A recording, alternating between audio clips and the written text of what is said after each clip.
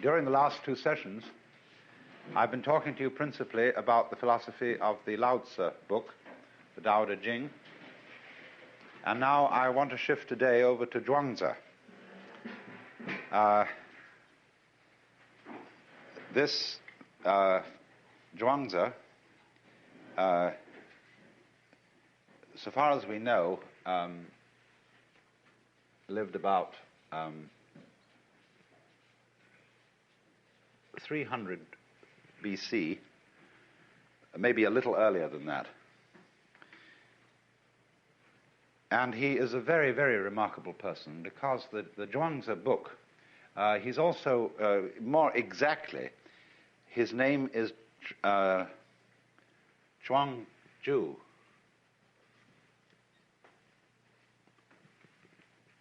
But his book, sometimes called simply the Zhuangzi book, is quite unique in the whole history of philosophy,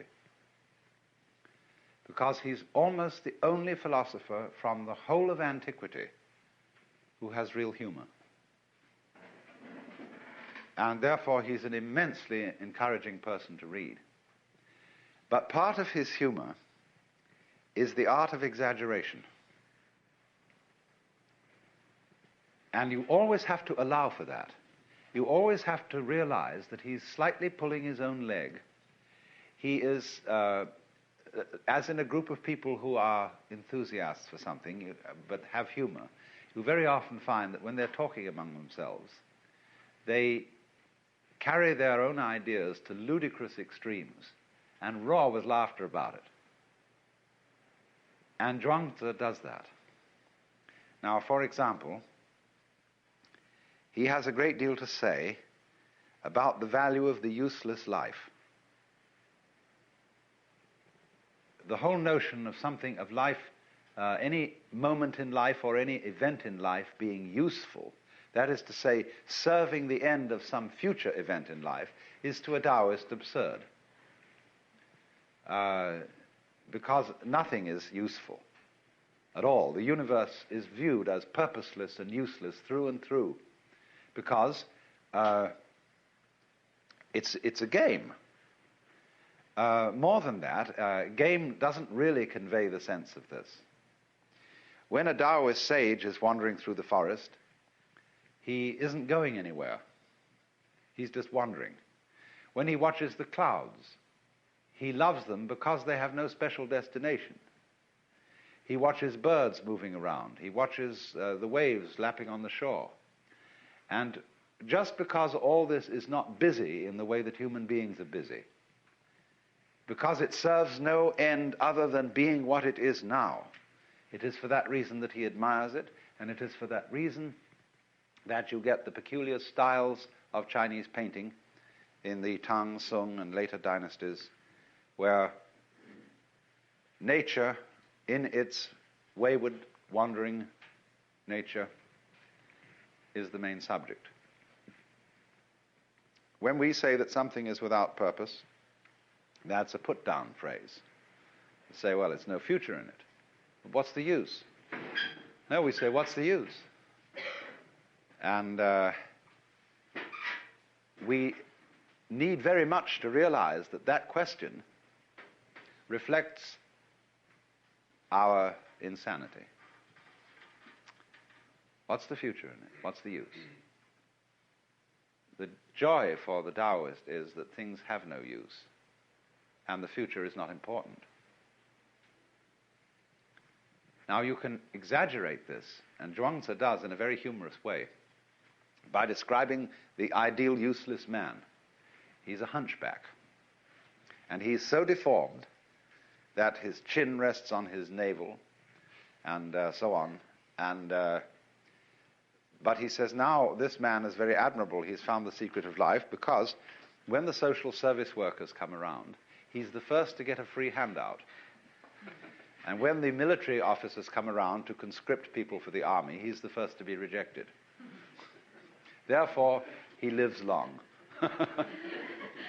Then he also describes a case of some travelers came across an enormous tree fantastic thing. And they said, never did anyone see such a tree. So they went up and looked at it, and first they tested the leaves and found that they were rough and disagreeable and no good to eat. Then they looked at the branches and found that they were all twisted and absolutely no good for using as sticks. Then they examined the wood and found it was full of pith and absolutely useless for a carpenter. So nobody had disturbed this tree. It was not used for cutting down or any purpose whatsoever. And so it grew to an enormous size and was of great age. Now, Zhuangzi is here pulling our legs. He is not exactly asking us to take all that literally, but this is his way of doing things. Then also he describes the behavior of the high form of man. And he says, the man of character, that is, in this case, the word de we were discussing yesterday, the man of character lives at home without exercising his mind and performs actions without worry. The notions of right and wrong and the praise and blame of others do not disturb him. When within the 4 seas all people can enjoy themselves, that is happiness for him. When all people are well provided, that is peace for him. Sorrowful in countenance, he looks like a baby who has lost its mother. Appearing stupid, he goes about like one who has lost his way. He has plenty of money to spend and does not know where it comes from. He drinks and eats just enough and does not know where the food comes from. This is the demeanor of the man of character. Then, by contrast, the hypocrites are those people who regard as good whatever the world acclaims as good and regard as right whatever the world acclaims as right. When you tell them that they are men of Tao, then their countenances change with satisfaction. When you call them hypocrites, then they look displeased. All their lives they call themselves men of Tao, and all their lives they remain hypocrites. They know how to give a good speech and tell appropriate anecdotes in order to attract the crowd. But from the very beginning to the very end, they do not know what it's all about. They put on the proper garb and dress in the proper colors and put on a decorous appearance in order to make themselves popular, but refuse to admit that they're hypocrites. So on. But this explanation of the man who is stupid in countenance and appearance and is wandering about as if he had lost his way and doesn't know anything, of course, is based on the text in Lao Tzu where he says, the people of the world are merrymaking, as if partaking of the sacrificial feasts, as if mounting the terrace in spring. I alone am mild, like one unemployed, like a newborn babe that cannot yet smile, unattached, like one without a home. The people of the world have enough and to spare, but I am like one left out. My heart must be that of a fool, being muddled, nebulous. The vulgar are knowing, luminous. I alone am dull, confused. The vulgar are clever, self-assured. I alone depressed, patient as the sea, adrift, seemingly aimless. The people of the world all have a purpose. I alone appear stubborn and uncouth. I alone differ from the other people and value drawing sustenance from the mother. Capital M, that's Mother Nature.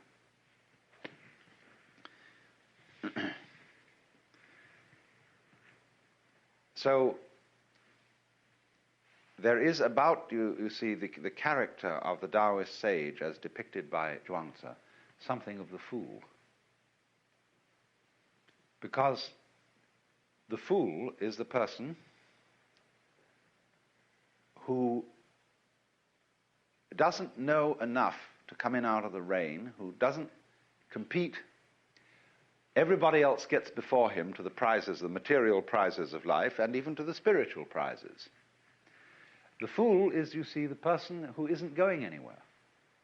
He sits by the road and goes... The fool is like a Mongolian idiot child who isn't interested in survival, who will take a plate of food and run his finger round in it and make a wonderful slosh with the stew, and then watch it drip from the tip of his finger. He won't eat for quite a while, and then he'll play with it in all sorts of ways. Then his attention will be distracted by something else, and he'll chase after that, you see.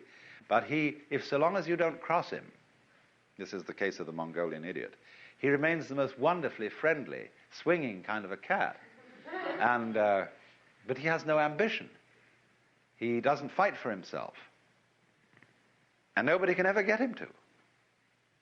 So the fool has always been used as a kind of analog of the sage. There's a Hindu verse which says, sometimes naked, sometimes mad, now as a scholar, now as a fool, thus they appear on earth, the free men. And if you read the biographies of the early life of Sri Ramakrishna or Sri Ramana Maharshi, they are absolutely wild. Now, not all of this, you see, again, just as in reading Zhuangzi, you mustn't take it too literally. These things are said by way of a kind of overstress to correct another kind of overstress in the opposite direction. When a Japanese scholar many years ago explained the teaching of Buddhism to me, he said something I had never heard anybody else say, that the Buddha taught, for example, that life is suffering in order to correct the wrong view that it ought to be pleasure. He said that everything is impermanent in order to correct the wrong view that reality lasts forever in time. So the idea of the middle way is set up in this fashion by going to one extreme in order to correct another. This is a very common Asian technique, and it is found especially in Zen, where teachers, when they are asked about something sacred, will always answer in terms of something secular. What is the Buddha? The tree in the garden. Then when you ask about something secular, they answer in terms of something sacred. You see? As there's a master and his student working in the field, and they are using a knife to prune, and the student suddenly says to the master, give me the knife. And he gives it to him point first. And so he says, but please let me have the other end. The teacher says, what would you do with the other end? You see, the question immediately turns into a kind of a metaphysical thing.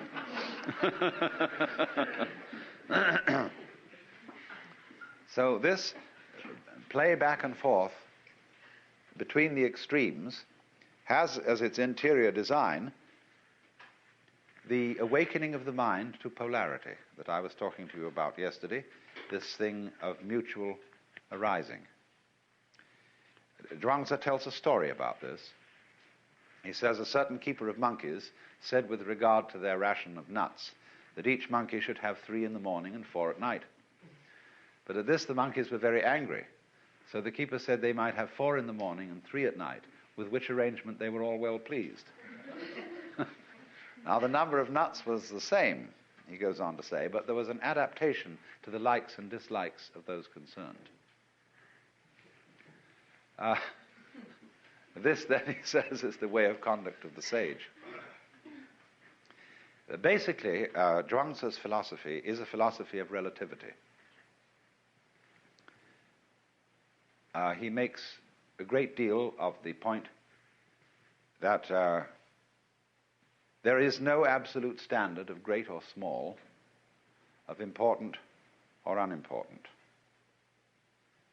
There is a story, for example, of a sort of enfant terrible at a banquet, and the speeches are being made after dinner, and somebody gets up and says that the human being is the highest of all creatures, that the whole world serves humanity, and a lot of pompous nonsense.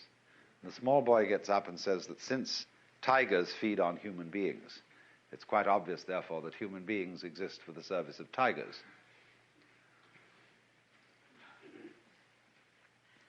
For Zhuangzi, you must get the point of view that small things are as big things can be, and big things are as small things can be. Everything can be looked at as great or small, important and unimportant, and all the steps between. Because his conception of the world is essentially cyclic. In his idea of the circle, and Taoist and Zen teachers have a whole method of teaching by circles and drawing circles. The center of a circle is any point on the circumference. You can begin anywhere. There's a koan in Zen Buddhism which asks the question, Indra built the seamless tower. Where did he start? Now, a seamless tower is like a sleeve with no seam on it. It's a continuous cylinder of cloth. So the continuous cylindrical tower is the seamless tower. Where do you start? So in the same way, where does the circle start? The circle of life, the cycle of life, the interdependence of the bees and the flowers, the interdependence of long and short, you see, it's all circular. And so there is nowhere and there is everywhere that it can begin. In the same way, when he discusses the organs of the body, he makes a catalogue of all these organs and says, now, which do you prefer?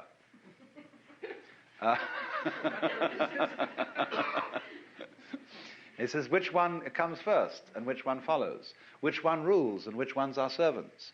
He said, it seems that there may be a governor in all this, but nobody could ever find it. This is a very strange passage in Zhuangzi, which I've seen translated in many different ways. There is an absolutely absurd translation of Zhuangzi on the market now, published in mentor books by a professor of Chinese at Harvard, and it is absolutely ridiculous.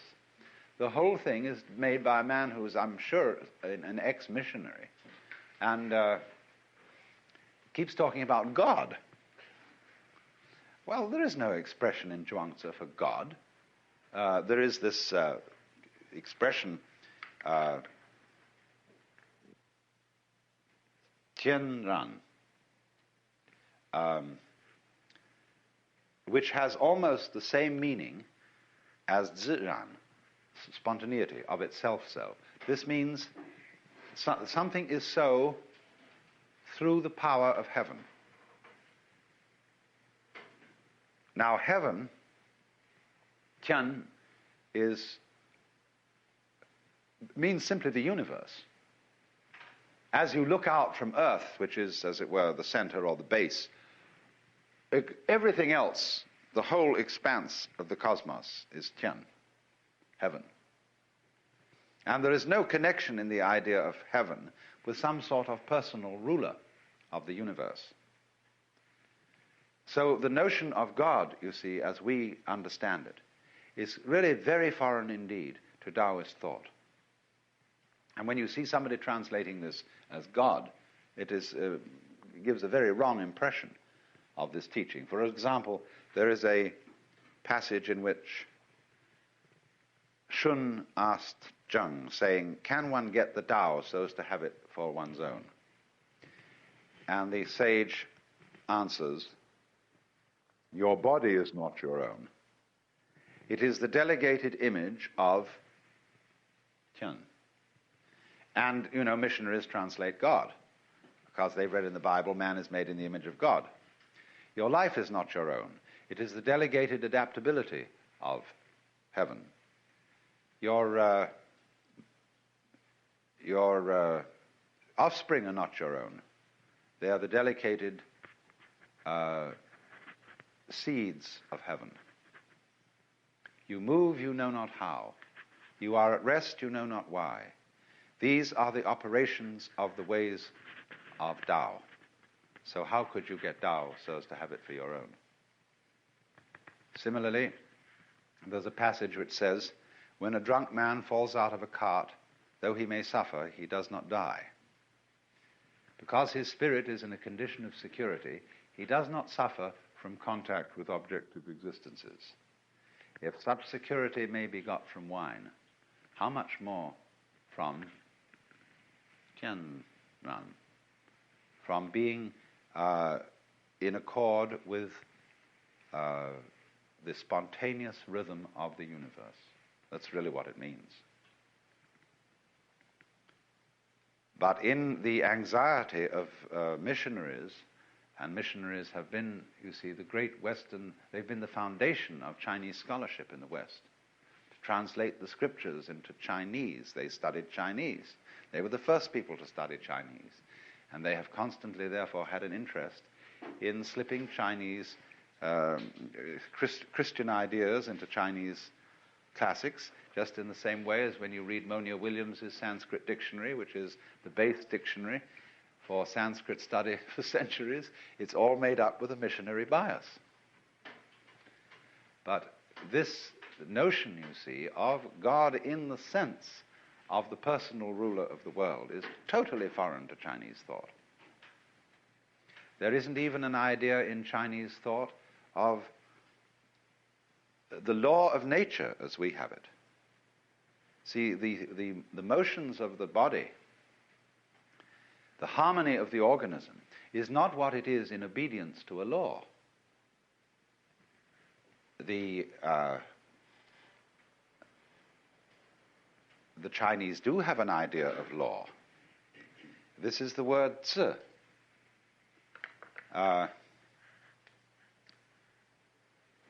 This is an interesting character, nowadays written this way.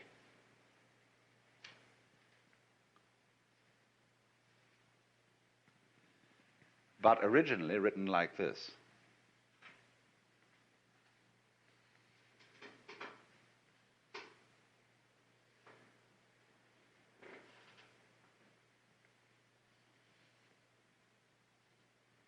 This is zi. This is a drawing of a sacrificial iron cauldron with a knife beside it. And it comes from a time when the laws were inscribed on the sacrificial cauldrons, so that when people came to offer their sacrifices, they would read the laws. Certain sages objected to this and said that if the people know what the laws are in the fixed terms of writing, they will develop a litigious spirit. That is to say, they'll start haggling about what it really says. And as you know, that is the principal occupation of lawyers. And they said that the thing is that you mustn't write it down like that. And so the Tao is described as Wuzi. We would translate literally lawless, but it means, of course, transcending this kind of law, which is specific law. Positive law, I think, is the correct legal term. So there is no notion in the Taoist philosophy, or one might almost say in Chinese philosophy as a whole, for this certainly includes Confucianism, no notion whatsoever of the world as responding to a boss. So the body, in other words, does not have in it a ruling organ. Its order is the consequence of, or the operation of, every part of it existing together simultaneously, arising mutually. There's no governor. Now, the difficulty, you see, in Zhuangzi's philosophy, the difficulty with human beings is they begin to think in terms of governing and ruling. And they set out to dominate themselves and their surroundings. And invariably, this leads to a mess. He tells the story of an ancient man by the name of Polo. And Polo was a great horse trainer. This is where we get the word polo from. But he said Polo absolutely ruined the nature of horses. Horses were nice, charming creatures like Dean Swift's Houyhnhnms before polo interfered and ruined their nature. Then he says in other places, a good carpenter doesn't need a square or a compass. He works without it. And this is fantastically true of Japanese carpenters. You should see, one of the fascinating things in going to Japan is these old-style carpenters working from the roughest architectural plans you could imagine, and with the strangest instruments. But they have an uncanny knack of fitting things by feel and by eye. A great story is told of a ceremonial raising of the ridgepole of a new temple. And it was being done by a certain guild of carpenters, and there was a rival guild in town which had not got the contract. And they were very sore about it. So during the night, one of the members of the rival guild came, and he chopped off 6 feet or so of the ridgepole. And so when the master craftsman came in the morning and all the priests had arrived for the ceremony of raising the roof beam, he looked at it and said, "Somebody has interfered with this. It must be our enemy guild. They've cut off 6 feet of the roof beam." Anyway, he said, "Never mind, I will put it right." And he took his hammer and ceremonially struck the beam, then said, "Raise it." And it was raised, and it fitted exactly. So the story is, of course, that the master carpenter knew that this would happen, and he made the beam too long.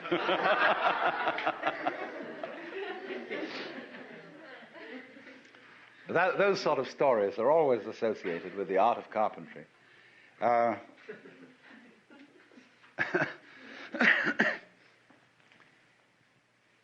He needs no square, you see, because his sense of skill that is in his organism, in his nerves, in his senses, is much more subtle than anything that can be made with instruments.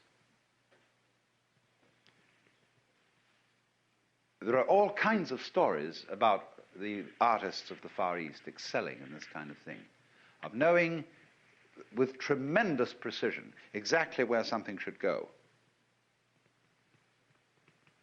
So a master is decorating a ceremonial tea room, and he's with his student, and the student wants to know where to put a hook for hanging a bamboo vase for flowers on the wall. And the master says, "There," and the student makes a little mark. Somewhat later, the student rubs out the mark, gets rid of it. But he remembers by a tiny little secret prick in the cloth where it should go. And then he says to the teacher, "Excuse me, sir, but I forgot where you said that thing should go." And the teacher says, "It was there." And he puts his finger exactly on the same spot, you see. That's the sort of thing that is admired, without the slightest calculation, you see. Now, he goes on and says, Zhuangzi explains at length that music has been ruined by the 5 notes. He says, the 5 notes will make a man deaf, and the 5 colors will make a man blind. Now, what does this mean? It's, the thing is that if you think there are only 5 notes, you can't hear. If you think there are only 5 colors, you can't see. The moment you say, this is a problem that we have in music, that we've got a notation, which is our chromatic scale. And the stave, the way we can write music, is limited to that possibility. But there are all kinds of subtleties between every one of our notes. Same way in writing our rhythm, we have to go in steps from whole note, half note, quarter note, 8th note, 16th note, and so on, and we can increase the value of each by 1/2 by dotting it. But that's the limit of our rhythmic expression. Whereas in all Oriental music, you have an infinite continuum, both of tone and of rhythm. They make the most extraordinarily complicated rhythms. And the way you learn music is not from notation, not from measures, but from the living body of your teacher demonstrating the ways of playing instruments. So you follow the teacher, the man, instead of what it says in a book.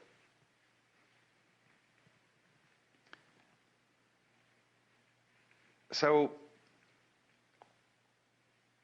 the whole principle then is one of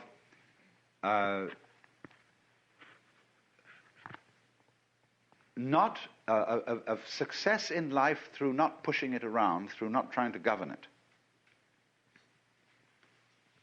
He tells a story, as a matter of fact, Chuang-Tzu has a very funny trick. A lot of his wisdom he puts into the mouth of Confucius. He said that Confucius was one day doing this, and he ran into Lao Tzu, and they had an argument, and Lao Tzu won. But then the next time he talks about Confucius teaching Lao Tzu's doctrines. And this to the immense confusion of everybody. But it said one day Confucius was standing by a river where there was a tremendous cataract plunging down. And he suddenly saw an old man coming out of the forest who fell into the river and suddenly disappeared into the cataract. And he said, "Oh dear, too bad, probably some old fellow tired of life who wanted to put an end to it all." The next moment, way downstream, the old man gets out of the water and starts bouncing along. And Confucius is amazed, and he sends one of his disciples to catch this fellow before he disappears. He said, "Sir, I was thinking that you were going to commit suicide, and I suddenly find that you came out of that cataract alive. Do you have some special method by which you do this?" "No, I have no special method," said the old man. "I just go in with the whirl and come out with the swirl. Because I don't resist the water, I entirely identify myself with water." So you see, here he is, utterly relaxed, just rolling around in the torrent and not resisting in any way. And so he is preserved.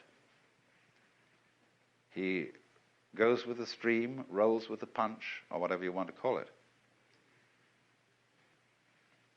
Again, of course, there is exaggeration in a story of this kind, just as there's exaggeration in the story of the hunchback and the tree and so on. Because true wu-wei, or letting go, non-interference, it doesn't mean, for example, flabbiness. A lot of people, when they think they're relaxing, merely become flabby. And if that is so, the perfectly relaxed person would slowly become jello and would spread out on the floor and finally drip through into the basement.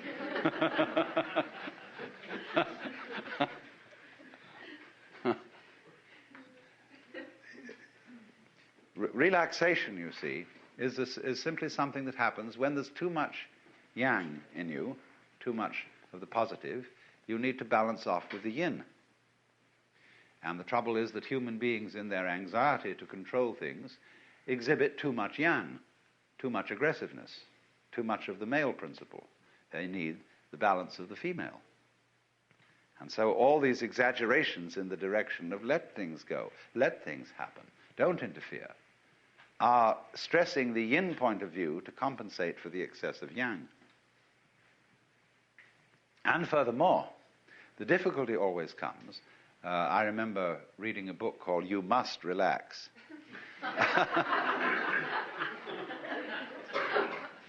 The difficulty always arises when one feels I must relax, I've got to let go, and let things happen. But how on earth do I do it? Even in trying to relax, I'm all tense because I'm anxious that it must happen, and maybe it won't, and how do you do it, you see?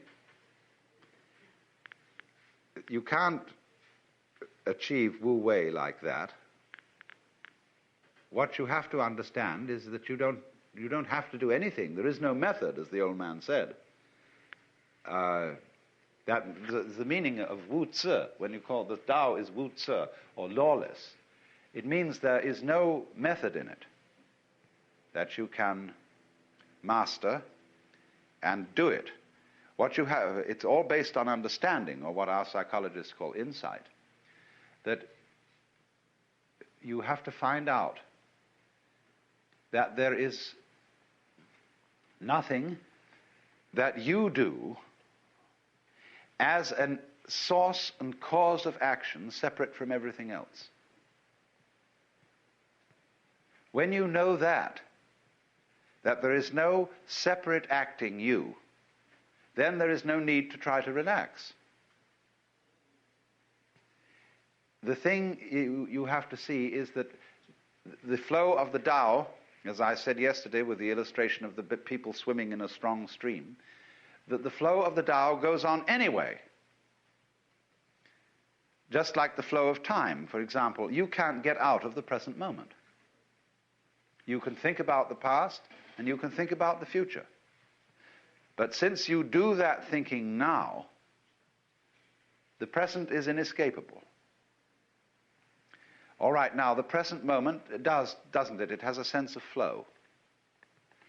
Time is going along, life is going along. Time, actually, the clock time, is simply a measure of flow, a way of going tick, tick, tick, tick, and counting the ticks, and say, well, we've lived through so many ticks.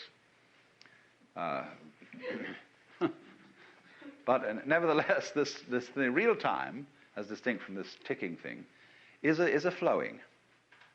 And yet it's still. Isn't that fascinating? It moves, but you're always there. It's always now. You never get out of now. All right, now, if you can feel that, see, that you can't get out of now, and you never will. See? Now, realize that what we call now is the same thing as Tao.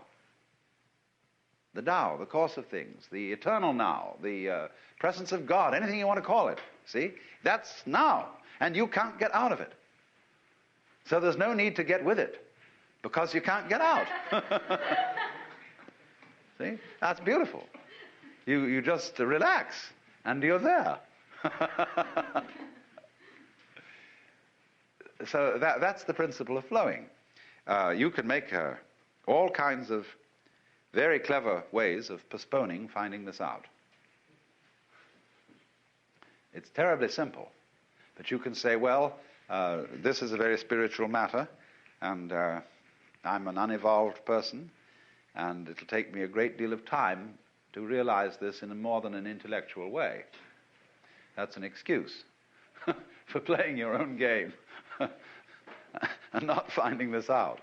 There are all sorts of elaborate ways of doing that, and you can put it off by indulging in the most complicated systems of spiritual culture and yoga and so on and so forth.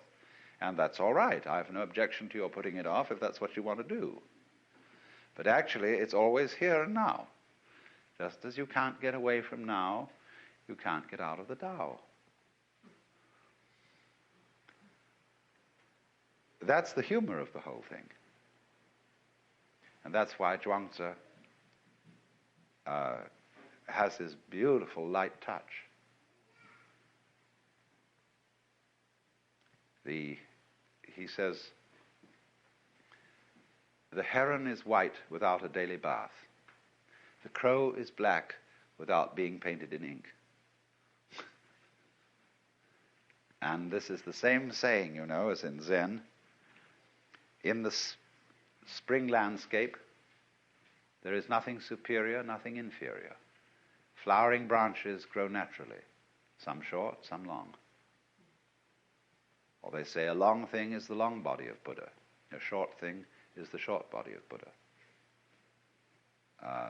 There are, therefore, you see, blondes and brunettes, fat people and skinny people, tall people and short people, cultured people and vulgar people. Even the Christian hymn says, the rich man in his castle, the poor man at his gate. God made them high and lowly and ordered their estate. You know, we don't sing that now because we've got too much social conscience. But,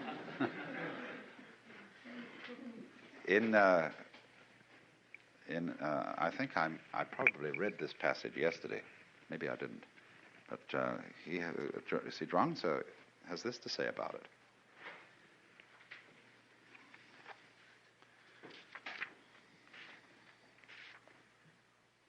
Those who say that they would have right without its correlate wrong, or good government without its correlate misrule, do not apprehend the great principles of the universe, nor the nature of all creation.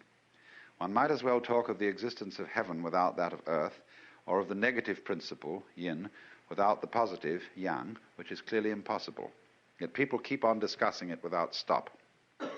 Such people must be either fools or knaves. Of course, one could always reply to Zhuangzi that there have to be fools and knaves so that we can recognize the existence of sages.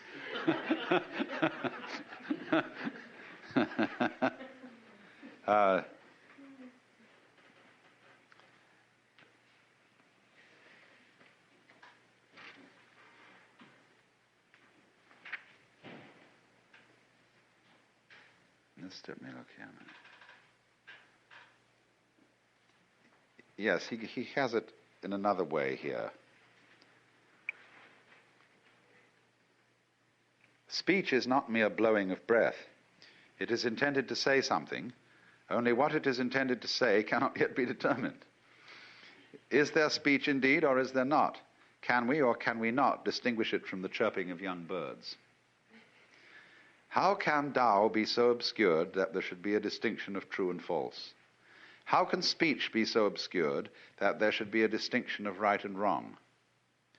Where can you go and find Tao not to exist? Where can you go and find that words cannot be proved?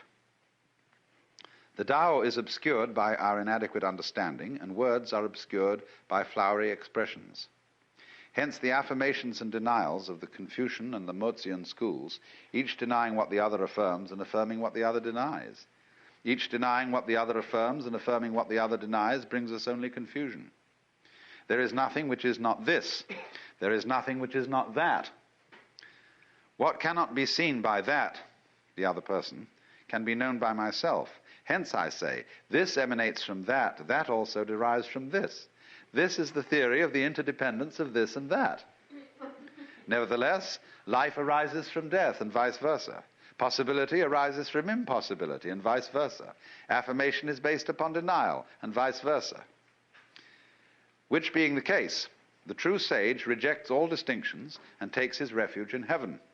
That's in the universe. For one may base it on this, yet this is also that, and that is also this. This also has its right and wrong, and that has its right and wrong.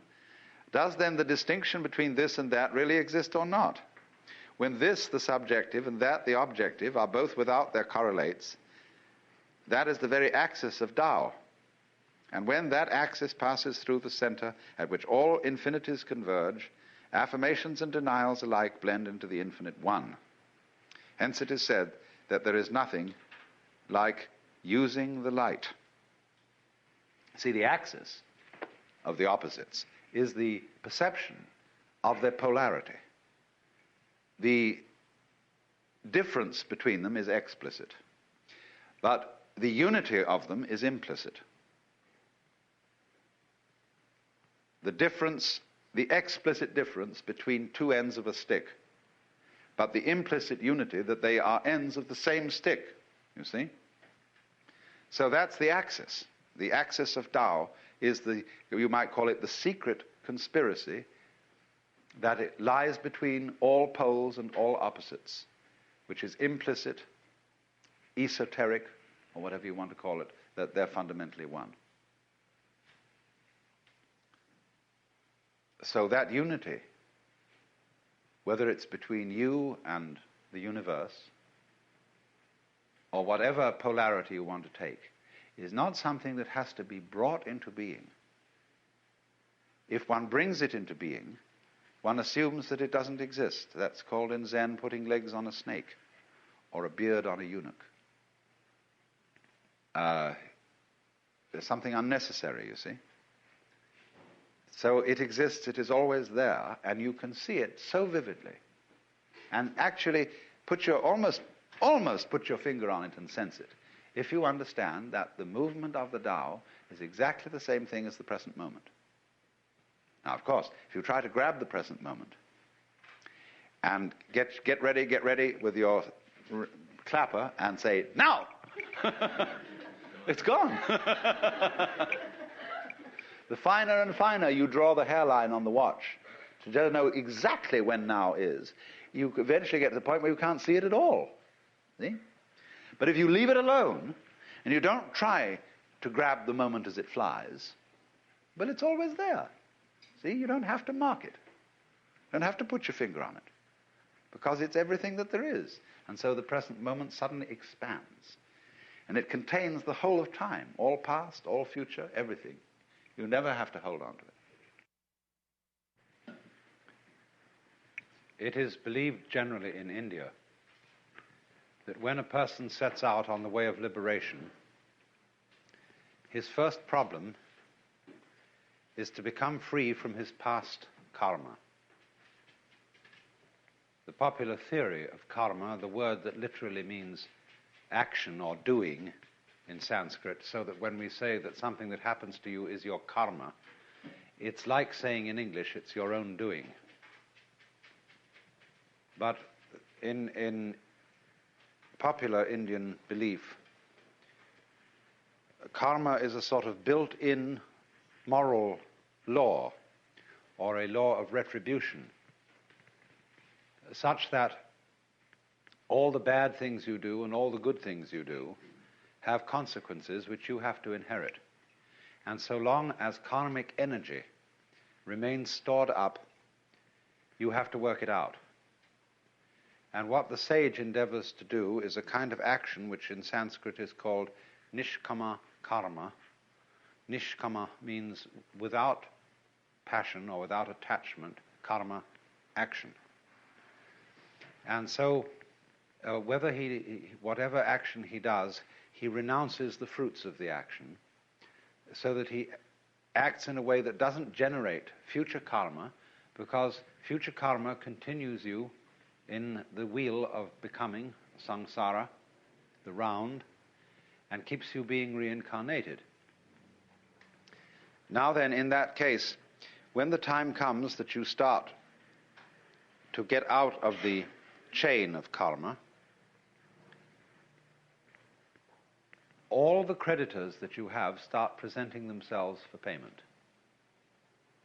In other words, a person who begins, say, to study yoga is felt that he will suddenly get sick, or that his children will die, or that he'll lose his money, or all sorts of catastrophes will occur, because the karmic debt is being cleared up.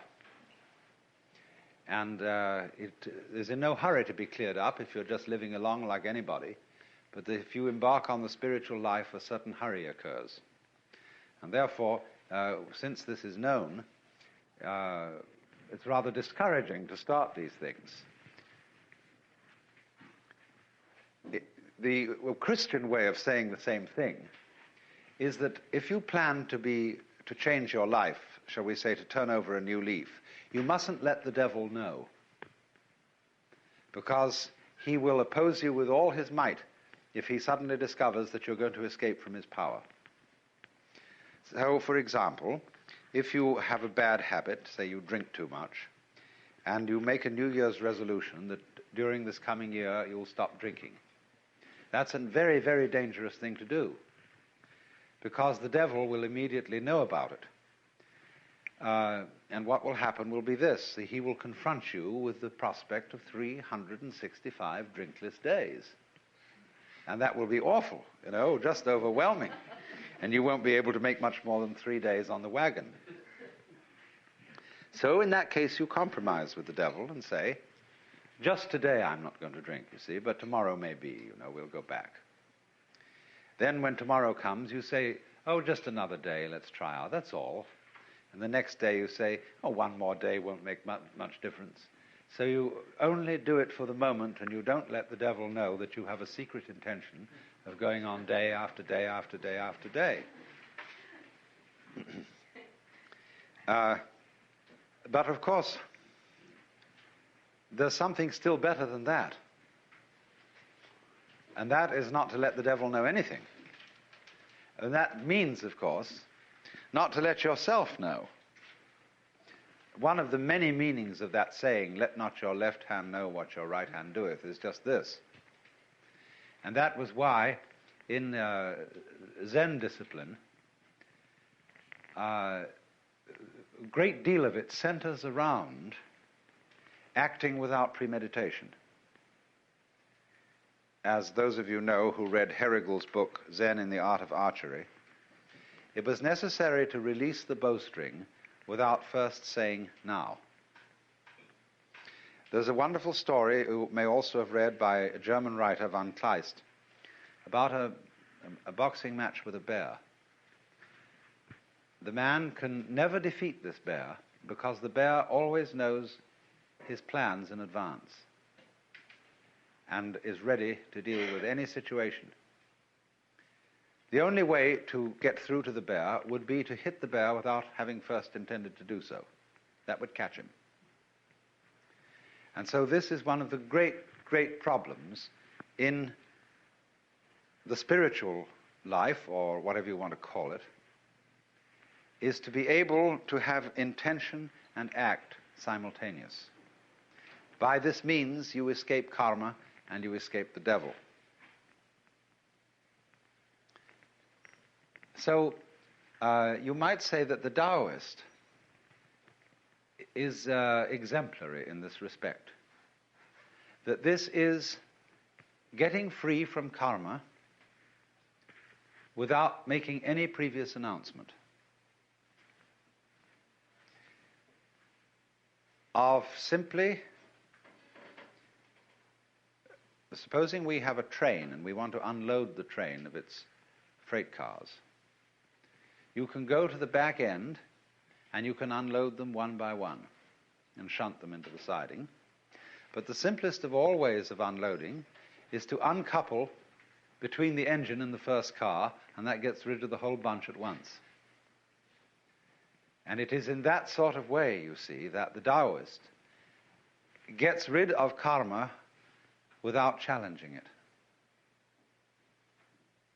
And so it has the reputation, you see, of being the easy way. There are all kinds of yogas and ways for people who want to be difficult. And one of the great gambits of a man like Gurdjieff was to make it all seem as difficult as possible, because that challenged the vanity of his students.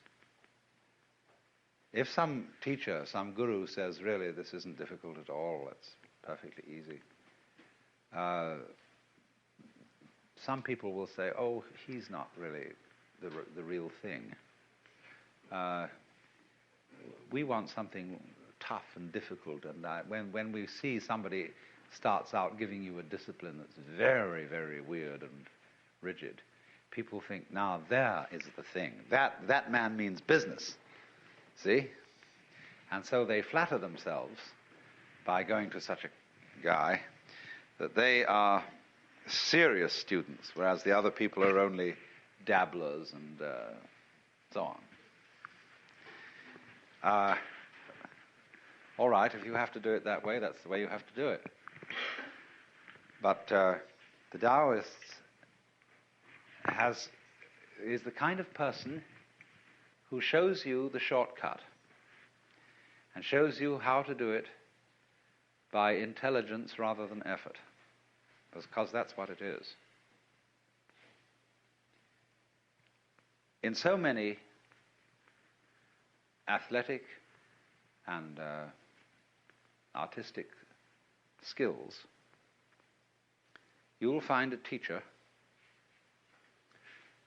who teaches you how to do it without forcing it. I once studied the piano. I'm absolutely no good at it now because I don't practice. I'm involved in other things. But I had an absolutely superb teacher for a while. He was a very, very great musicologist. You know, there was nothing sloppy about his standards. They were the highest perfection. But when I first went to him, he said, let me see what you can do. So I played him a Scarlatti sonata. He said, yeah, but the trouble with you is you're trying too hard. You're hitting the piano, and you should never hit a piano.